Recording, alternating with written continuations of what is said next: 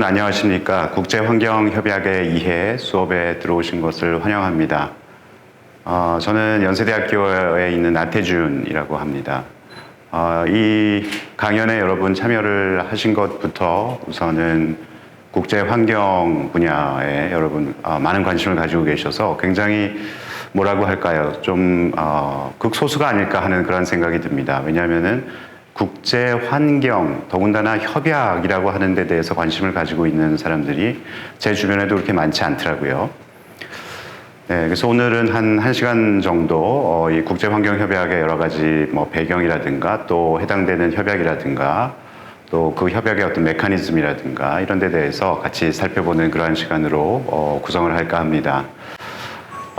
우선 여러분 아마 비유카라는 이야기를 들어보셨을 것 같은데요.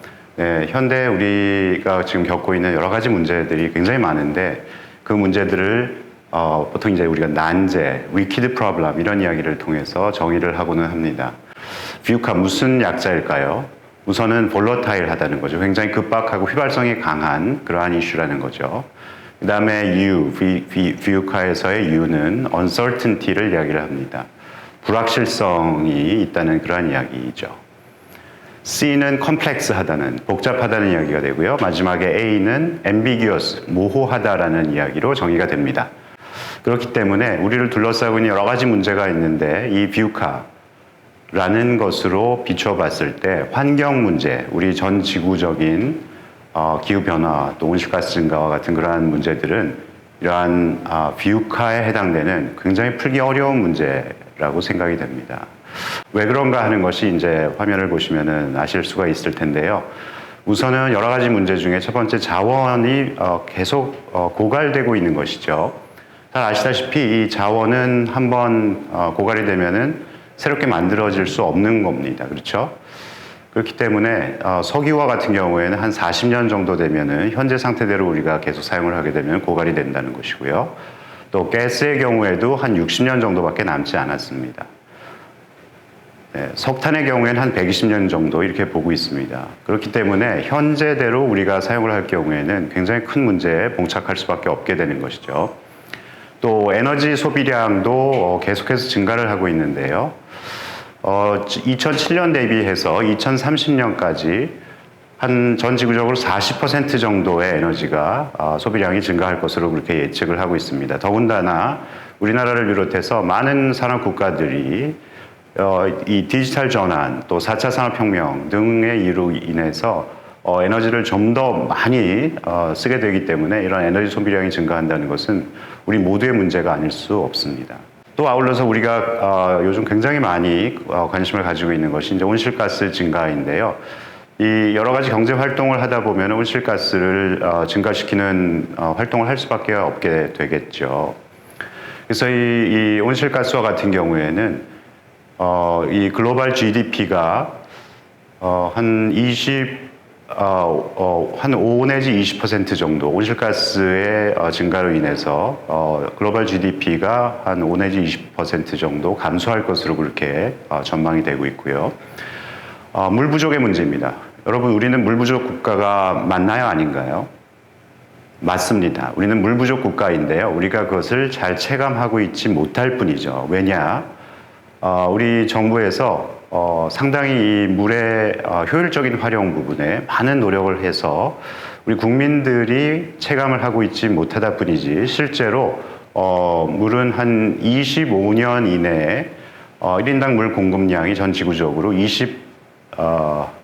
한 5% 정도, 한 3분의 1 정도 이렇게 감소할 것으로 이렇게 예상을 하고 있습니다. 굉장히 큰 문제죠. 지금 쓰고 있는 양의 3분의 2 정도만 여러분이 쓸 수가 있다라는 이야기입니다. 전 지구적으로요. 또 식량 부족 같은 경우에는 온실가스 증가하고도 연관이 있는데요. 야간 기온이 1도 올라갔을 경우에 벼농사의 생산량은 10% 정도 감소가 됩니다. 그렇기 때문에 여러 가지 문제가 서로 복잡하게 얽혀져 있는 거죠. 그래서 이러한 환경 문제야말로 비유카, 풀기 어려운 난제라고 할 수가 있겠습니다. 이 국제환경협약은 이러한 여러 가지 문제를 전 지구적으로 공통적으로 인식을 하고 같이 풀어나가고자 하는 그러한 노력이라고 볼 수가 있는데요. 여기 왼쪽에 보시면은 스톡홀름 회의 1972년, 오른쪽에는 브라질의 리우데자네이루에서 열렸던 92년 리우 회의, 이렇게 두 가지 사진이 있습니다. 잠시 후에 여러분이 이제 그래프를 통해서도 이제 보실 수가 있을 텐데, 크게 이 국제환경협약이 등장하는 것은 70년대, 그리고 다시 이제 90년대, 이렇게 쌍봉형을 이루고 있어요. 두 번의 피크를 그리고 있습니다. 우선 환경에 대한 여러 이 문제를 풀기 위한 인류의 노력은 꽤 늦게 출발했다고 볼 수가 있습니다. 70년대쯤에서나 사람들의 인식이 드디어 이제 일어나기 시작했다라는 거죠. 그래서 이 환경 문제가 여러 가지 불확실성을 가지고 있기는 하지만은 점차 어떤 공해나 오염의 문제들이 가시화가 되면서 이대로 있어서는 안 되겠다라는 인식이 일으켜지게 됩니다. 그것이 1968년에 로마 클럽 오브 롬이라고 하는 로마 클럽에서 처음 그러한 인식이 과학 기술인들에 의해서 이제 움직임이 처음 이루어졌습니다. 그래서 그 이후에 그 노력의 일환으로 스톡홀름에서 1972년에 전 세계 그 정상들이 모여서 스톡홀름 회의를 개최를 하게 됩니다. 그때는 특히 산성비가 굉장히 큰 문제가 되기는 했었는데요. 그거 이외에도 이렇게 경제 성장을 위주로 해서는 앞으로 미래가 없겠다라는 그러한 것을 주제로 해서 회의가 이루어졌던 거죠. 그래서 이 클럽 오브 롬에서 발간을 했던 책이 성장의 한계, Limits to Growth라는 그런 책이 우리나라에도 번역이 돼서 들어왔죠. 성장의 한계라는 책입니다. 계속 성장만 해서는 환경적인 미래가 없다, 한계에 봉착할 수밖에 없다라는 것이죠. 그 이후에도 굉장히 많은 여러 가지 환경 협약들이 이루어지었고, 또 국제적인 환경 문제를 풀기 위한 노력들이 협약 이외에도 많이 등장을 하게 됐습니다. 그러다가 꼭 20년 만이죠. 92년. 올해가 2022년이기 때문에 리우 회의를 기리기 위한 그러한 회의도 있습니다. 스톡홀름 회의, 리우 회의. 2자로 끝날 때 우연치 않게 올해가 그런데요. 이때가 국제적인 환경 협력이 이루어졌던 그러한 때입니다. 그래서 이 가장 지구상에서 중요했던 회의 하나를 국제적인 환경 측면에서 뽑는다면은 바로 스톡홀름 회의와 리우 회의가 되는 것이죠. 그래서 이 리우 회의에서는 Environmentally Sound and Sustainable Development라는 개념이 드디어 이제 나오게 됩니다. 그래서 환경적으로 건전하고 지속 가능한 개발, 그래서 ESSD 이렇게 부르죠. 이 리우 회의에서는 세 가지의 삼두마차라고 할 수 있는 협약들이 이루어지게 됩니다. 하나가 생물 다양성 협약이고요. 네, 멸종해가는 그런 생물 종들을 지키자라는 생물 다양성 협약입니다. 두 번째는 사막화 방지 협약이 있고요. 그리고 세 번째는 우리가 잘 알고 있는 기후변화 협약, 이렇게 세 가지의 협약들이 리우 회의를 통해서 비로소 체결이 됩니다. 많은 국가들이 여기에 참여를 하게 됐고 협약을 체결을 하게 됐죠. 그래서 이러한 노력들이 쌓이고 쌓여서 국제환경협약이 확산을 하게 된 것입니다. 이 국제환경협약은 국제환경법의 체계 내에 있는 것인데요. 사실 모든 국가는 자국의 주권을 가지고 있습니다. 그렇기 때문에 다른 어떤 국가라도 해당 국가에 대해서 이래라 저래라 감나라 배나라 할 수가 없는 거죠. 즉 배타적인 관할권을 영토와 주민에게 가지고 있습니다. 네, 우리도 그렇고 다른 모든 국가가 그렇죠. 그리고 다른 국가에 대해서 내정 간섭을 할 수가 없게 되겠죠. 관할권에 대한 불간섭. 네, 그럼에도 불구하고 이러한 국제환경협약이 체결된다는 것은 어떻게 보면 놀라운 일이라고 하지 않을 수 없습니다. 이념적으로는 두 가지가 상반되게 대립을 하고 있다, 이렇게 볼 수도 있을 텐데요. 하나는 현실주의라고 하는 것이고 하나는 리버럴리즘, 자유주의라고 하는 이 두 가지의 사상이 대립을 하고 있습니다. 우선 현실주의적인 측면에서는 우리가 토마스 홉스가 얘기하는 만인에 대한 투쟁, 거기에서 알 수 있다시피 모든 사람들은 자신의 이익을 추구를 하는 것이거든요. 마찬가지로 모든 국가들은 자신의 이익을 추구해 나가고자 하는 겁니다. 그렇기 때문에 이러한 현실주의적인 입장에서는 국가 간의 어떤 패권, 자국의 영토 또 경제적인 어떤 패권, 또 안보의 강화, 이런 노력들을 하기 때문에 협약을 통해서 다른 나라와 같이 상생을 한다 하는 것은 잘 생각을 하기가 어렵겠죠. 네, 그 반대되는 입장이 바로 리버럴리즘, 자유주의입니다. 여기에서는 이마누엘 칸트라든가 장작 루소와 같은 합리주의적인 그런 사상을 지닌 사람들이 그 주된 학자가 되는데요. 각 이 국가들의 국가들을 중시를 하는 그런 현실주의에 비해서 이러한 자유주의에서는 여러 가지 어떤 협상이나 대립되는 입장에 대한 어떤 조정, 절충 이런 것들을 인정을 하는 그러한 쪽에 있습니다. 그렇기 때문에 여러 가지 학습을 통해서 세계주의나 보편주의와 같은 것들을 만들어 나갈 수 있다라는 그런 입장이죠. 그렇기 때문에 우리나라의 뭐 예를 들어서 BTS라든가 한류 이런 K-팝 컬처와 같은 것들이 그러한 문을 열어주는 데에도 크게 일조를 하고 있다 이렇게 볼 수가 있는 거죠. 네, 그래서 이 국제환경법이라고 하는 것은 사실 그 환경이라고 하는 것은 우리가 보통 common pool resource다 이렇게 부릅니다. 공유재라고 부르는 거죠. 그렇기 때문에 우리가 어떤 그 비용의 분담 없이 편익만 향유를 하려고 하고 있는데 그럴 경우에는 공유지의 비극, 게리 하딘이라고 하는 학자가 얘기했던 그러한 아무도 주인이 없는 목초지에서는 이러한 공유지는 황폐화될 수밖에 없다라는 공유지의 비극이 국제적인 무대에서도 나타날 수밖에 없다는 겁니다. 그렇죠? 극지방이라든가 대양이라든가 또 대기라든가 이런 데에는 어떤 한 국가의 어떤 영토다라고 딱히 규정하기가 어렵기 때문에 그러한 어떤 공공의 지대를 오염시키지 않기 위한 국제적인 노력이 같이 필요한 것이죠. 그래서 이제 환경협약이 거기에서 대두가 되게 되는 것입니다. 이러한 국제환경협약은요, 경성법과 연성법적인 성격을 둘 다 가지고 있습니다. 네, 좀 어렵죠? 경성법은 하드로, 영어가 더 쉬울 수도 있겠습니다. 연성법은 소프트로. 그래서 가장 큰 차이가 구속력을 가지고 있는가 하는 것입니다. 그래서 어떤 법이라고 할 때 구속력을 가지고 있으면 그게 하드하다, 경성적이다라고 이야기를 하고 그렇지 않으면 연성적이다라고 이야기를 하는데 국제환경법의 경우에는 어느 쪽일까요? 퀴즈입니다. 어렵죠.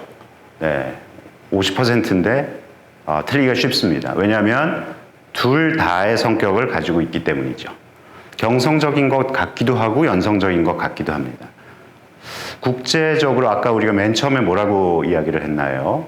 다른 주권 국가에 대해서 우리가 감나라 배나라 할 수 없다라고 얘기를 했습니다. 그렇기 때문에 어떤 한 국가가 국제환경법을 어겼을 때 어떤 뭐 처벌이나 이런 것을 요구하기가 굉장히 어려운 거죠. 네, 구속력이 있는가에 대해서는 약간의 의문문이 될 수가 있습니다.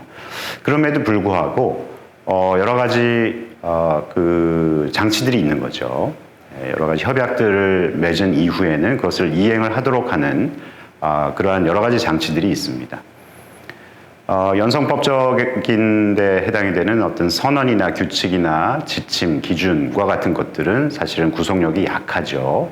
그럼에도 불구하고 우리가 예를 들어서 파리 선언, 뭐 이런 끝에 선언과 같은 것들이 붙는 그러한 협약들이 있습니다. 네. 그래서 각 국가들은 이제 돌아가서 각국에서 이것을 지키기 위해서 굉장히 노력을 하게 되는 것이죠. 네, 국회 어떤 통과를 통해서 이제 법을 만들고 또 정부가 여러 가지 관련돼 있는 시행령을 만들어서 이행을 해나가는 그러한 체제를 가지고 있습니다. 그래서 경성적이면서도 연성적인 성격을 둘 다 가지고 있다라고 볼 수가 있는 것입니다. 네, 이 국제환경협약은 영어로는 International Environmental Agreement, 그래서 IEA 이렇게 부르고 있고요. 이것은 다시 양자협약과 다자협약으로 나뉩니다. 네.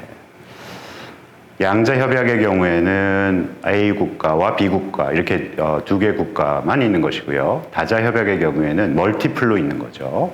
네, 많은 국가들이 하나의 협약을 체결을 하는 그러한 경우가 다자협약이 됩니다. 이 환경협약의 특징은 한 6가지 정도로 요약이 되어 있는데요. 우선은 골격협약이라는 좀 낯선 말이 나왔습니다. 네, 영어가 더 쉬울 수도 있을 것 같아요. Framework Convention입니다. 협약은 우리가 컨벤션이라고 부르죠.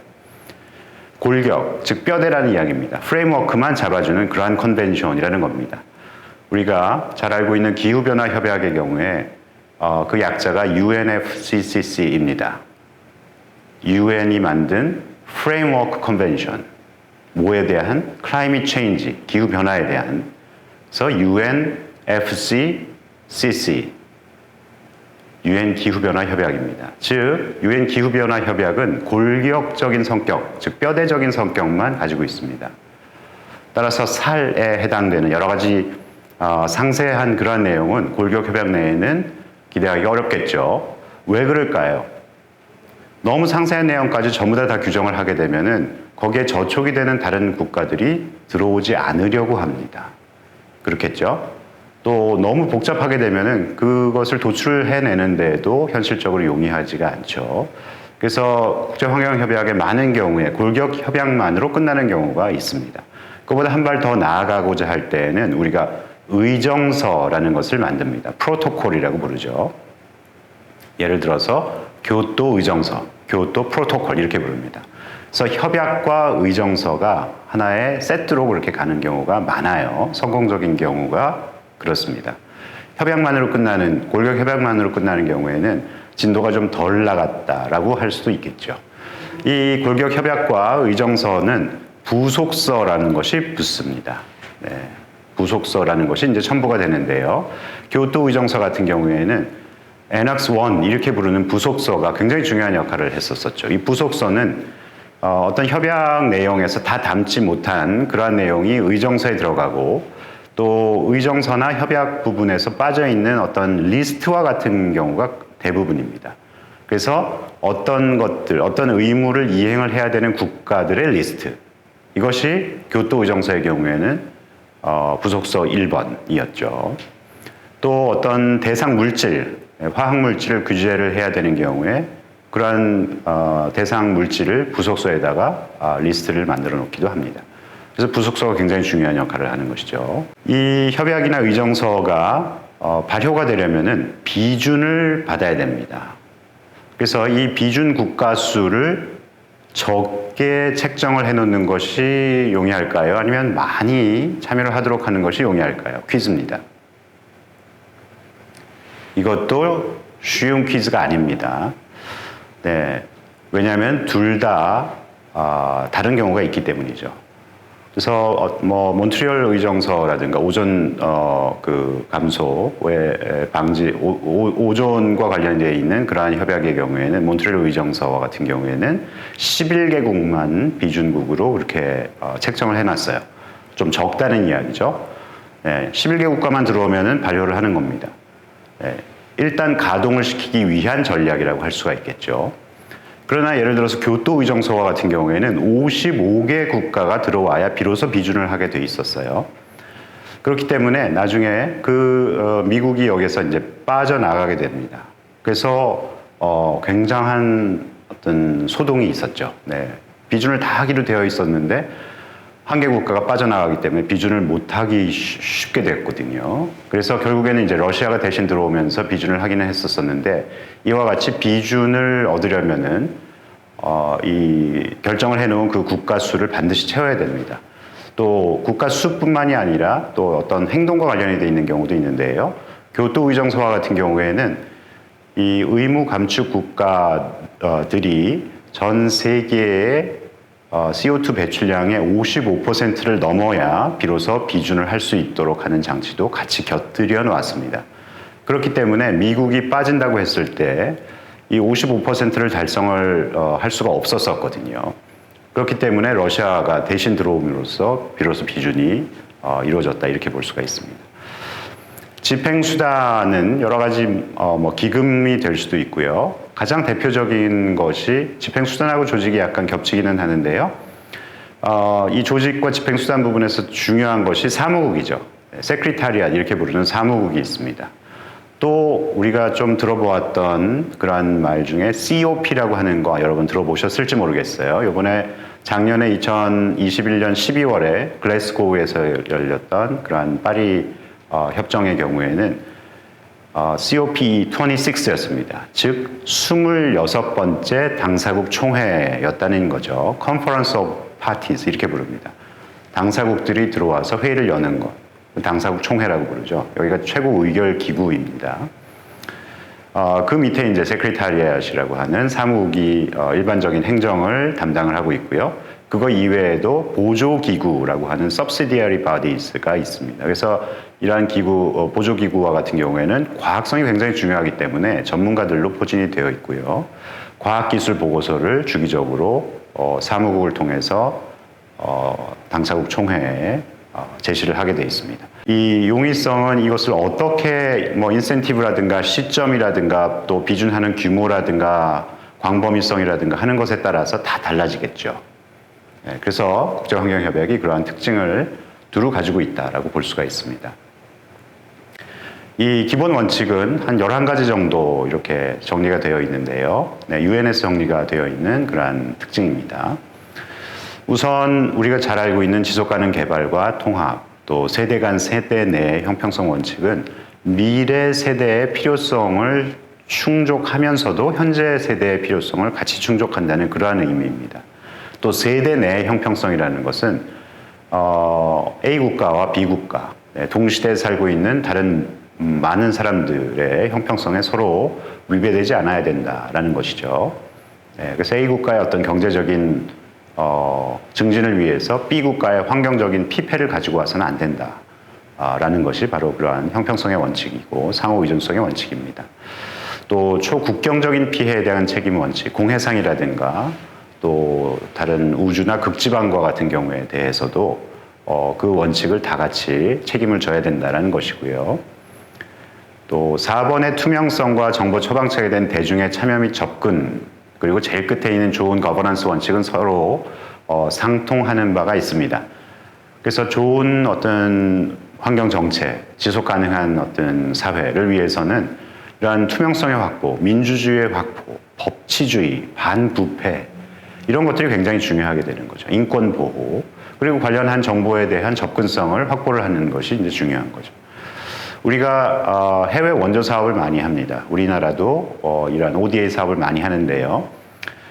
어떤 경우에는 그 효과가 잘 나오고 어떤 경우에 잘 나오지 않습니다. 그래서 연구자들이 연구를 해보았습니다. 어떤 경우에 비로소 우리가 밑 빠진 독에 물 붓는 게 아니고 우리가 힘들게 번 돈을 기부를 했을 때, 해외 원조 사업을 했을 때 그 효과가 나오는가 하는 것을 아는 것이 중요하지 않겠습니까? 그래서 결론이 나왔습니다. 가장 중요한 것은 반부패였습니다. 즉, 우리가 좋은 거버넌스를 가지고 있는 국가에게 해외 원조 사업을 했을 경우에는 그것이 어떤 엉뚱한 주머니로 들어가지 않고 실제로 그 돈과 노력이 사업으로 그대로 이행이 되는 반면에 부패가 만연한 그러한 어떤 개도국에 지원을 하게 되면 그것은 그 사회 발전으로 이루어지지 않는다라는 겁니다. 바로 좋은 거버넌스의 원칙인 거죠. 그래서 5번으로 돌아오겠습니다. 네, 협력 그리고 공통의 차별화된 책임이라고 되어 있는데 따옴표가 되어 있어요. 가장 논란의 소지가 있는 그러한 원칙이기도 합니다. 공통의 차별화된 책임. 이것은 선진국과 개도국 간의 입장 차이로 인해서 들어간 어떤 조정이 된 그런 원칙입니다. 예를 들어서 기후변화와 관련해서 온실가스가 많이 이제 배출이 되었는데 거기에 대해서 책임을 지자. 그래서 선진국이 여러 가지 어떤 행동을 해야 된다라고 하니까 개도국의 입장에서는 지금까지 배출을 한 국가는 주로 선진국의 경제 발전을 위해서 한 것인데 이제 와서 책임을 똑같이 지자라고 하는 것은 형평성상의 문제가 있다라는 반발을 불러일으켰습니다. 그래서 들어간 것이 뒷부분에 있는 차별화된 differentiated responsibility 부분입니다. common responsibility이기는 하지만 공통의 책임이긴 하지만 개도국과 선진국 간에는 차별화된 책임이 필요하다라는 거죠. 그래서 그것을 인정을 해서 선진국에서 개도국으로 기술 이전도 하고요. 또 기금을 마련하는데 굉장히 많은 부분을 담당을 하기도 합니다. 사전조치 원칙은 불확실성과 관련이 되어 있는 거죠. 그래서 과학적으로 우리가 불확실성을 가지고 있다고 하더라도 보다 더 많이 준비하는 쪽으로 가야지 불확실성이라는 이유만으로 아무것도 하지 않는 것은 옳지 않다라는 것이죠. 7번도 비슷한 사전 예방 원칙입니다. 불확실성이나 어떤 안전, 재난의 문제하고도 연관이 돼 있겠죠. 오염자 부담의 원칙은 당연한 것처럼 보이죠. 오염을 일으킨 사람이 부담을 한다라는 것인데요. 사실은 반드시 그렇지만도 않습니다. 예를 들어서 굉장히 큰 오일 스필이 발생을 했다. 그래서 바다에 큰 유조선에서 어떤 기름이 새어 나왔을 때 그것이 오염자만이 부담하도록 해서는 너무나 그 원하는 수준까지 복원이 도달이 되지 못하는 거죠. 그렇기 때문에 국가와 사회 또 때로는 피해자가 피해를 막기 위해서 어느 정도 비용이나 노력을 부담하는 경우도 있습니다. 지역 토착사회 중시의 원칙은요, 토착사회가 여러 가지 어떤 지식이나 관습, 관행과 같은 것을 가지고 있는데 그것을 중시하자는 원칙입니다. 그래서 예를 들어서 생물 다양성 협약에 어떤 조항으로 이익의 공유라는 그러한 조항이 있습니다. benefit sharing 이렇게 부릅니다. 여러분 우리 속담 예전 말에 식약동원이라는 말이 있습니다. 식품과 약품은 그 근본이 같다라는 그러한 뜻이죠. 근데 거기에다가 하나를 더하면은 화장품도 들어갑니다. 식품, 의약품, 화장품은 결국에는 생물 자원으로 만드는 거죠. 근데 이 생물 자원은 주로 뭐 동식물에서부터 나오는 거죠. 그래서 어떤 식물의 열매라든가 약초라든가 이런 데서부터 화장품도 만들고 식품도 만들게 되는데 그럴 경우에 만들어서 제조한 그 상품의 판매로 인해서 나오는 이익을 그 지역 사회에다가 되돌려줄 필요가 있다라는 그러한 원칙이기도 합니다.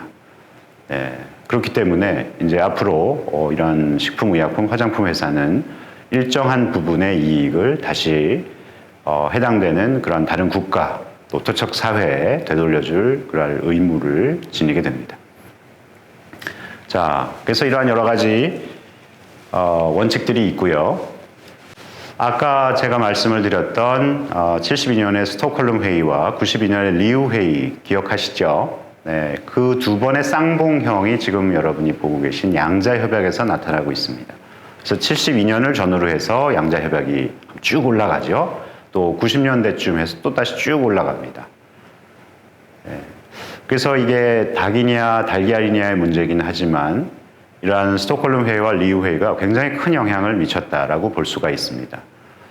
또 밑에 굵은 선으로 되어 있는 실선으로 되어 있는 것은 다자협약입니다. 여러 국가가 동시에 맺는 그러한 협약인데요. 전반적으로는 양자협약의 숫자가 훨씬 더 많습니다. 그렇죠? 이것은 오레곤 대학의 자료를 가지고 온 것인데요.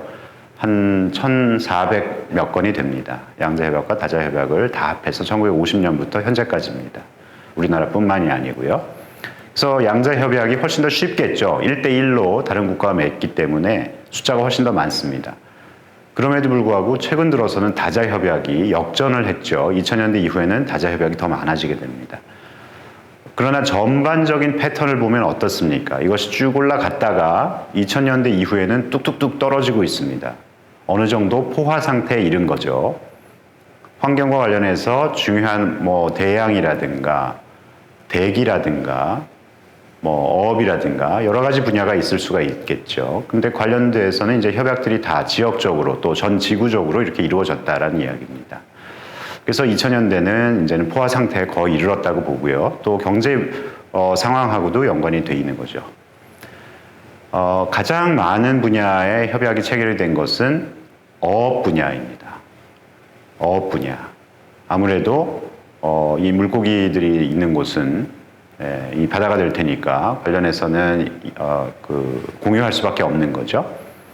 그 다음에는 대양 분야, 또 자연 자원 분야 이런 순서로 많은 협약이 맺어지고 있습니다. 그래서 양자협약이 훨씬 더 많다. 누적 그 횟수를 보여주고 있는 것이고요. 둘 다 증가하고 있는 그러한 구조입니다. 근데 이 국제환경협약의 경우에는 분절적인 구조를 가지고 있어요. 그래서 여러 다양한 협약들이 아까 제가 1,400여 건에 달한다라고 했는데 그것이 어떤 체계를 가지고 있는 것이 아니라 다소 중첩적으로 같은 사안을 중첩적으로 여러 가지 다른 협약에서 다룰 수도 있다라는 이야기입니다. 그것이 장점일 수도 있고 단점일 수도 있겠죠. 우선은 각각의 분야마다 관련된 협약이 있기 때문에 전문성이 제고가 될 수 있고요. 많은 사람들이 더 참여할 수 있는 기회가 많아지겠죠. 네, 그러한 장점이 있는 반면에 단점은 아무래도 합리적이지가 않죠. 그리고 하나의 협약과 다른 협약 간이 서로 경쟁 관계에 놓일 때도 있습니다. 예를 들어서 이 오존층 보호 협약과 관련해서 어떤 CFC라고 하는 물질이 있었는데 이것이 오존층에 구멍을 자꾸 만든다는 것이죠. 그래서 그 물질을 퇴출시켰습니다. 근데 알고 보니까 그 퇴출하고 대체 물질로 제시를 한 물질이 바로 기후변화를 일으키는 물질이었다는 거죠. 그래서 오존층 보호협약에서는 우리가 이쪽으로 가야 된다라고 했던 그러한 그 물질이 기후변화 협약에서는 오히려 퇴출해야 되는 그러한 물질로 판명이 됐다라는 것입니다. 즉, 첫 번째 줄에 있는 병렬적 구조와 경쟁의 문제가 극명하게 드러나는 사례이죠. 갈등과 불일치가 있고요. 규제 프레임이 중첩되어 있고요. 그렇습니다. 그래서 이러한 국제환경협약은 우리가 뭐 수학 문제 풀듯이 체계적으로 이루어진 것이 아니라 각 지역에서 필요에 따라서 또 각 분야별로 필요에 따라서 만든 것이기 때문에 이런 분절적인 구조이다. 빈 곳도 있지만 중첩이 되는 경우도 있다라는 겁니다.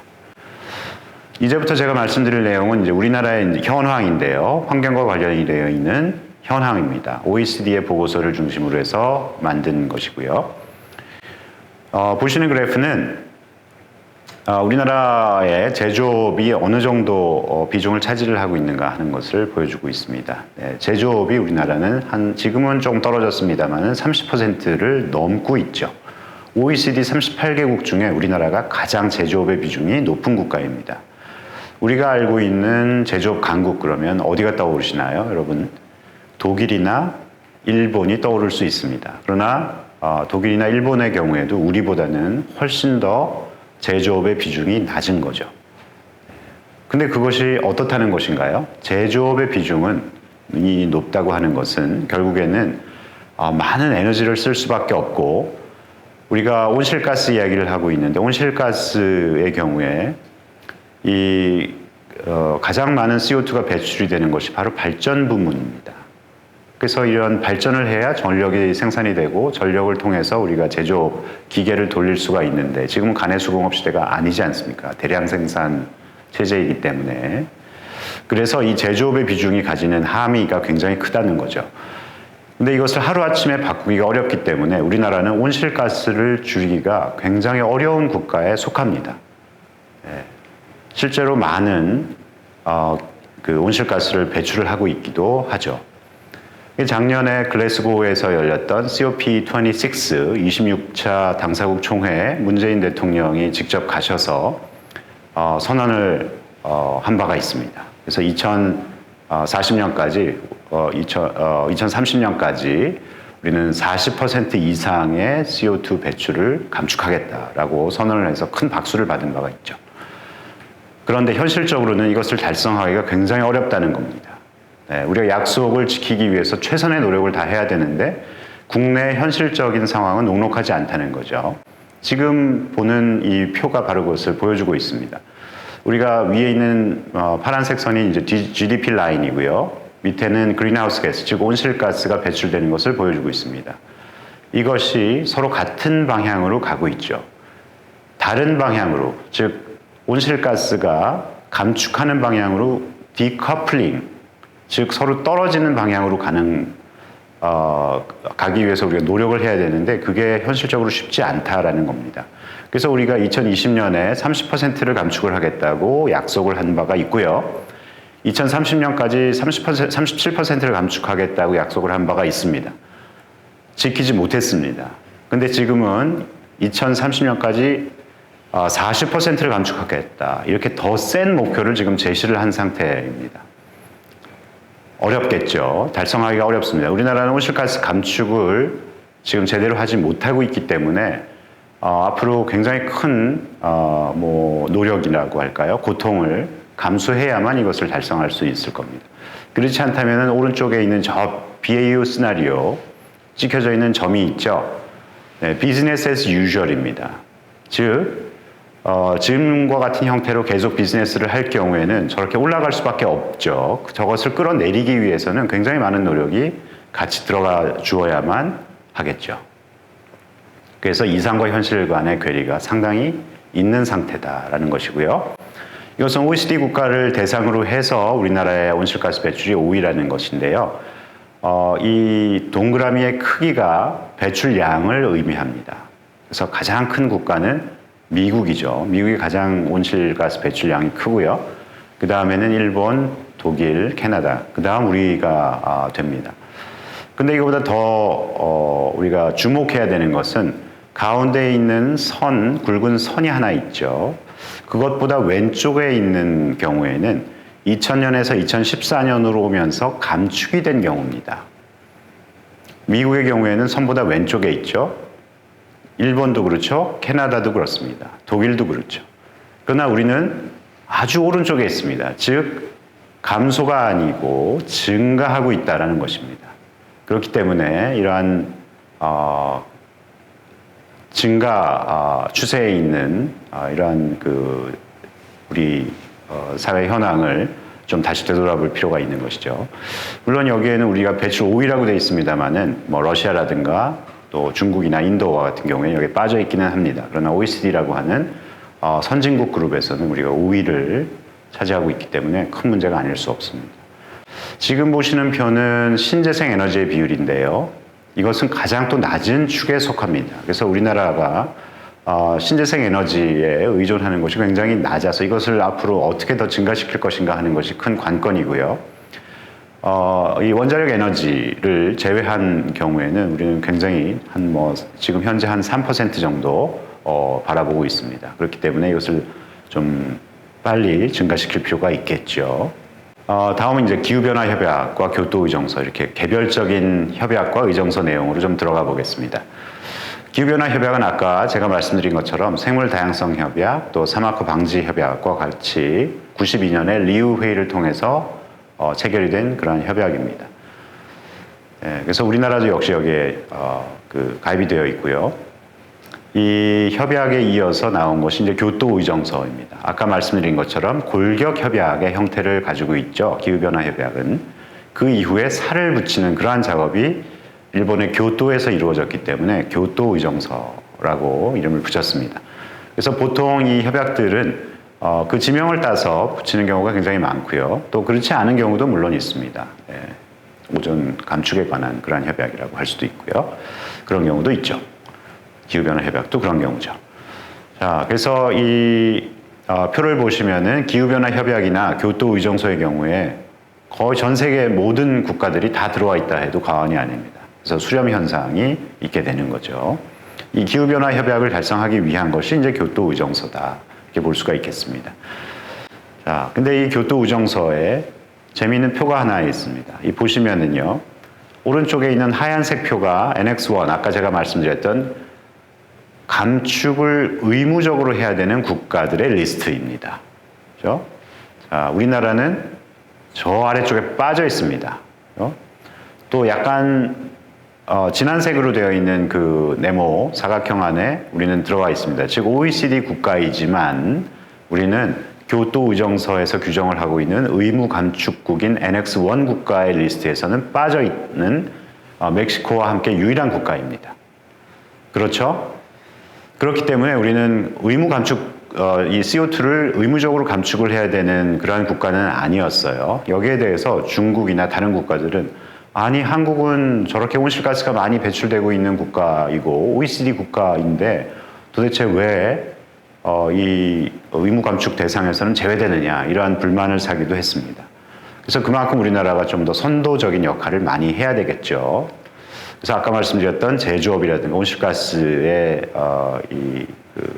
증가 이런 것과 연관되어 볼 때 우리는 전지구적인 감축 의무를 가지고 있다라고 할 수 있습니다.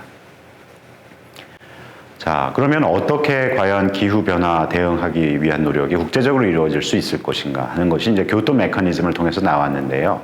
이 대부분은 지금까지도 유효합니다.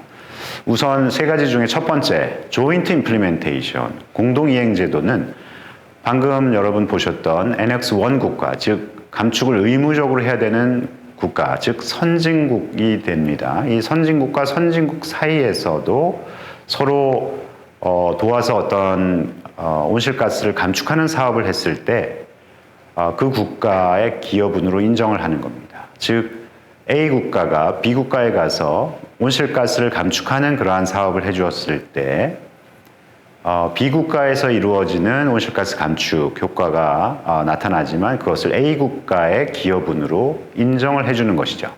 즉 공동이행 제도에 해당이 됩니다. 그것이 선진국과 선진국 간의 경우에는 조인트 임플리멘테이션이라고 부르고요. 선진국과 개도국 간에 이루어질 경우에는 CDM, 즉 청정개발제도라고 부릅니다. 네, 그 차이가 있고요. 배출권 거래제도의 경우에는 에미션 트레이딩 또는 ETS 시스템 뭐 이렇게 부르는데요. 이것은 다른 말로 캡 앤 트레이드 이렇게 부르기도 합니다. 즉 캡을 걸어놓고, 캡이 뭡니까? 총량이죠. 그 총량 내에서는 서로 거래를 할 수 있도록, 트레이드를 할 수 있도록 하는 그러한 제도이죠. 그래서 국가 간에도 그 감축 의무를 다 했을 경우에 뭔가 더 초과해서 감축을 한 경우는 그것을 다른 국가에게 돈을 받고 팔 수가 있는 그러한 개념입니다. 네, 그것은 국가와 국가 간에서뿐만 아니라 국내에서 어떤 지역 내에서도 이루어질 수가 있는 거겠죠. 그래서 우리나라는 ETS 시스템을 도입을 한 아주 빠르게 도입을 한 국가입니다. 그래서 전 세계가 한국을 주목을 하고 있기도 하죠. 불행하게도 ETS 시스템은 잘 작동을 하지 않고 있는 것 같아요. 아직은요. 앞으로 갈 길이 멉니다. 자, 이 세 가지가 교토 메커니즘이라고 볼 수가 있죠. 이런 것들을 통해서 기후변화에 대응하기 위한 국제적인 노력이 이행이 되고 있습니다. 그 다음에는 비엔나 협약이죠. 또 그에 따른 이제 의정서인데요. 아까 협약의 특성에 대해서 말씀을 드렸을 때 6가지 어떤 특성이 있다고 말씀드렸는데 골격 협약이 있고 또 거기에 따른 의정서가 있다라고 말씀을 드렸습니다. 이 비엔나 협약과 몬트리올 의정서가 바로 이러한 협약 의정서, 즉 골격 협약과 그에 따른 살을 붙이는 작업인 의정서라는 성공 방정식을 처음으로 쓴 그러한 협약이 됩니다. 그래서 이 협약에서 모든 것을 규정을 하기가 어렵기 때문에 그 이후에 2년 후에 몬트리올에서 이제 의정서를 맺는 그러한 작업을 하게 됐고요. 그 이후에 많은 협약과 의정서들이 다른 분야에서 맺어지게 됩니다. 그래서 가장 성공적인 협약이라고 불리기도 하죠. 비엔나 협약과 몬트리올 의정서입니다. 자, 이 오존에서 점점 더 이제 구멍이 성층권에 있는 오존에서 구멍이 생기다 보니까 드디어 뭔가를 이제 해야 된다라는 그러한 어떤 압박감, 위기의식에 따라서 이러한 협약과 의정서가 맺어졌죠. 오존은 우리 주변에 있는 오존은 굉장히 유해합니다. 네, 그러나 성층권에 있는 오존의 경우에는 자외선을 차단해주기 때문에 인간에게 굉장히 유익한 그러한 작용을 해주는 것이죠. 그런데 거기에 구멍이 뚫리다 보니까 남극도 그렇고 북극도 오존 구멍이 이제 뚫리게 된 거죠. 그래서 인간의 여러 가지 경제 활동으로 인해서 오존층이 파괴가 된다라는 것을 1970년에 폴 크루첸이라고 하는 네덜란드 과학자가 발견을 하게 됩니다. 그리고 나서 여러 가지 이 오존층을 성층권에 있는 오존층을 감소시키는 것을 중지해야 되겠다라는 그러한 의견을 인류에서 모으게 되는 거죠. 그 노력이 바로 비엔나 협약과 몬트리올 의정서입니다. 자, 그래서 이 오존층 파괴물질 ODS라고 보통 부릅니다. 오존을 디플리트 시키는 substance ODS를 상당 부분 폐기하게 됩니다. 예. 그래서 이 국제적인 노력이 드디어 이제 먹혀들게 되고 효과를 발휘를 하게 됐는데요. 실제로 이것을 통해서 이제 그 파괴가 되었던 오존층이 다시 복원이 되는 것이 가시화되기도 했습니다. 자, 여기 여러 선진국들도 참여를 하고 또 개도국들도 참여를 했겠죠. 그럼에도 불구하고 개도국들이 여기에 참여를 하게 된 것은 우리가 하나 이제 본받을 바가 있는 것 같아요. 그것이 뭐냐 하면 바로 아까 이야기했던 Common but Differentiated Responsibility입니다. 공통의 그러나 차별화된 책임. 그래서 개도국의 경우에는 10년 정도 유예 기간을 줬어요. 이 따라잡을 수 있는 시간이 필요하기 때문에 개도국은 좀 더 책임을 좀 감소시켜 주는 거죠. 그래서 이러한 공통의 그러나 차별화된 책임이라는 것이 유엔의 원칙으로 정리가 되기 이전이었지만 이러한 비엔나 협약과 몬트리올 의정서에서는 이미 그것을 염두에 두고 있었다라고 할 수가 있겠죠. 자, 또 대체 물질의 개발과 확보가 비교적 용이했습니다. 그래서 새로운 물질을 통해서 과거에 오존층을 파괴시키는 물질을 퇴출시키는 것이 비교적 기술적으로 가능했다라는 거고요. 또 ODS 규제를 한다고 해서 산업에 미치는 영향이 그렇게 크지는 않았다라는 점도 성공의 이유 중에 하나죠.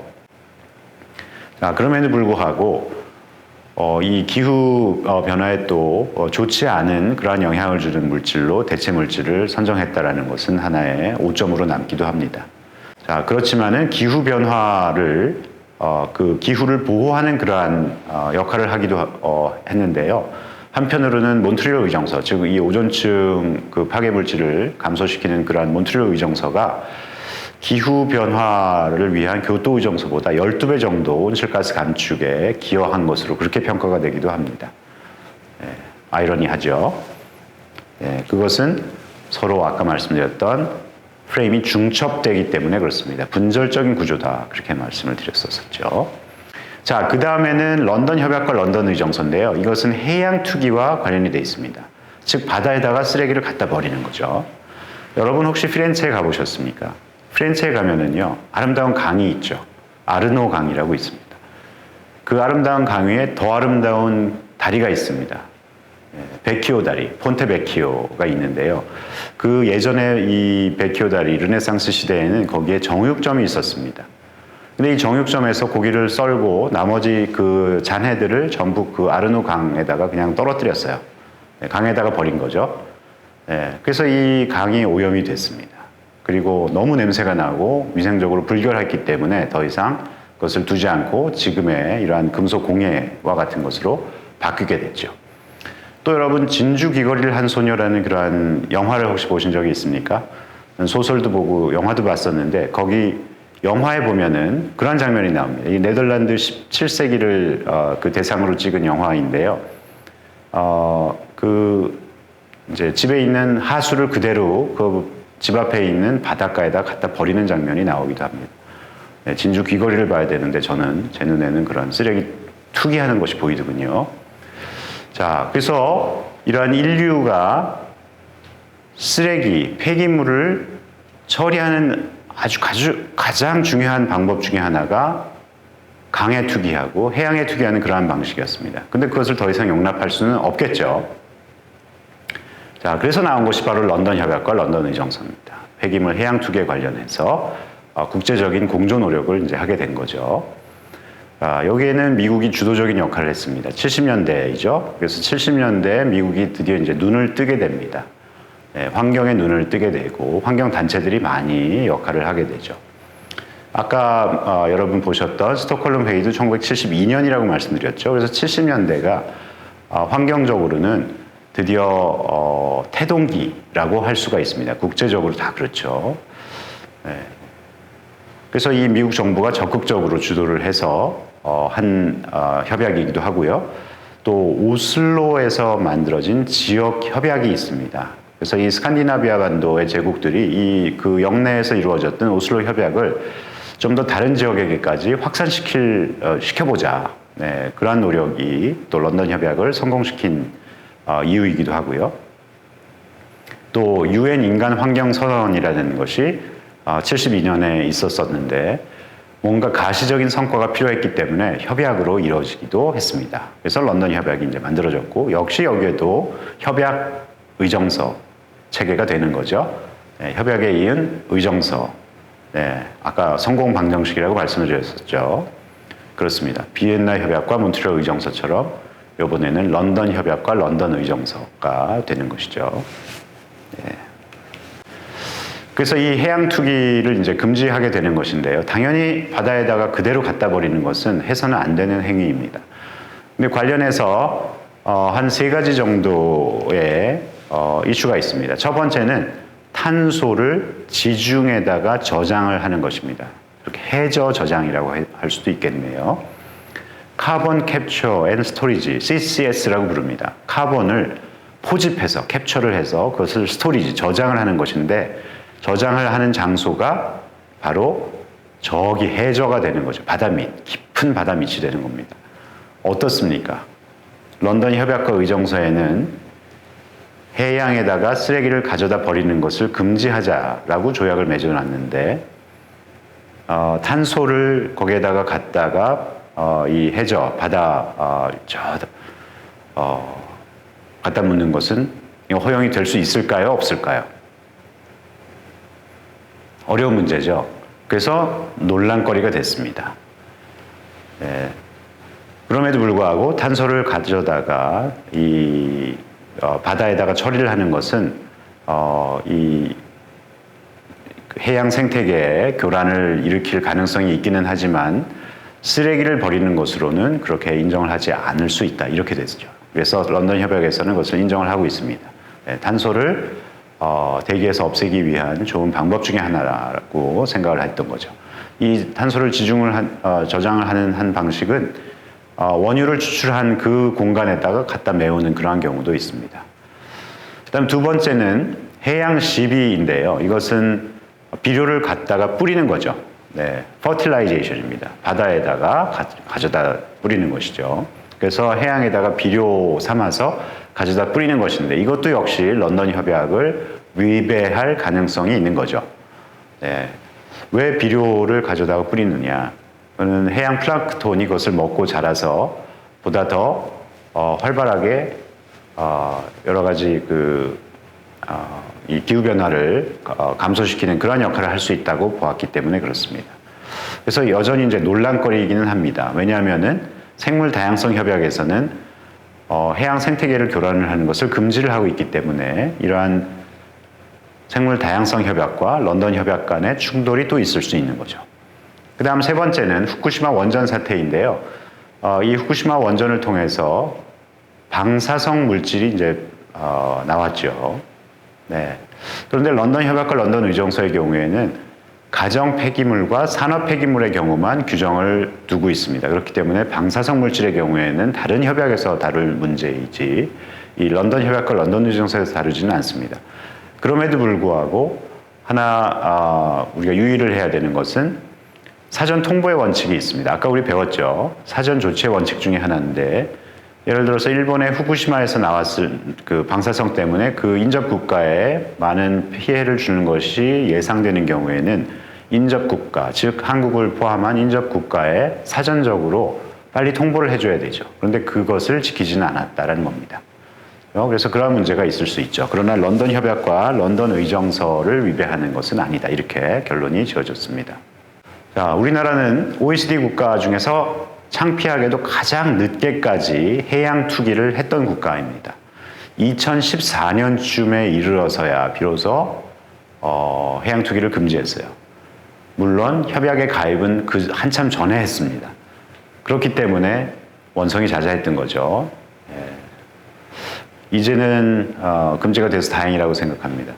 우리나라의 쓰레기는 서해, 동해 이렇게 나누어서 가져다가 배에다가 실어서 쓰레기를 갖다가 이제 뿌렸는데요. 이 서해와 같은 경우에는 군산 쪽에서 출발을 했고요. 또 동해는 포항과 울산 앞바다를 통해서 이렇게 배가 나아갔습니다. 그래서 축산 폐수라든가 또 산업 폐수라든가 뭐 하수처리 온이라든가 또 음식물 쓰레기 그 폐수라든가 이런 것들을 가져다가 뿌리게 된 거죠. 동해정의 경우에는 가장 쓰레기 그 투기의 양이 적었는데요. 그것은 일본의 강력한 항의가 있었기 때문에 그랬습니다. 마찬가지로 서해 쪽은 중국이 있죠. 그렇기 때문에 우리가 중국과 어떤 협상을 할 경우에 그 책임을 면할 수가 없습니다. 그죠? 네, 서해에 있는 그 쓰레기가 중국 쪽으로 연안 쪽으로 밀려갈 수도 있기 때문에 이것은 환경 선진국으로서 더 이상 해서는 안 되는 그러한 일이겠죠. 그래서 2014년 뒤늦게나마 우리나라가 이것을 그만둔 것이 다행이라고 생각합니다. 자, 그 다음에는 이제 바젤 협약인데요. 바젤 협약의 경우에는 폐기물의 국가 간 이동, 유해 폐기물의 국가 간 이동을 금지시켜 놓은 그러한 협약입니다. 먼저 이 세베소 사건이라는 것이 터졌는데요. 1970년에 이탈리아의 북부에 세베소라고 하는 시가 있습니다. 근데 여기에 농약을 제조하는 공장에서 이 반응기의 내부 압력이 너무 과도하게 돼서 밸브가 열렸습니다. 그래서 그 한 15분 동안 밸브가 열린 바람에 반경 5km까지 염소가 빠져나가게 된 거죠. 그리고 다이옥신도 같이 빠져나갔습니다. 그래서 많은 어린이들이 화상을 입게 되고요. 또 이 임산부는 여러 가지 이제 기형아가 출산이 될 것을 염려를 해서 낙태를 하게 되고요. 또 로마 교황청에서도 낙태를 원칙적으로 금지하고 있지만 이 세베소 사건 이후에는 낙태를 허용을 했었습니다. 한시적으로. 그 정도로 굉장히 큰 사건이었는데요. 그 유출이 발생을 한 다음에 이제 이 이탈리아의 그 문제가 된 것을 수거를 해서 프랑스의 북부 지역으로 몰래 밀반출을 했습니다. 그렇기 때문에 프랑스하고 이탈리아 사이에서 이제 갈등이 발생을 한 게 된 거죠.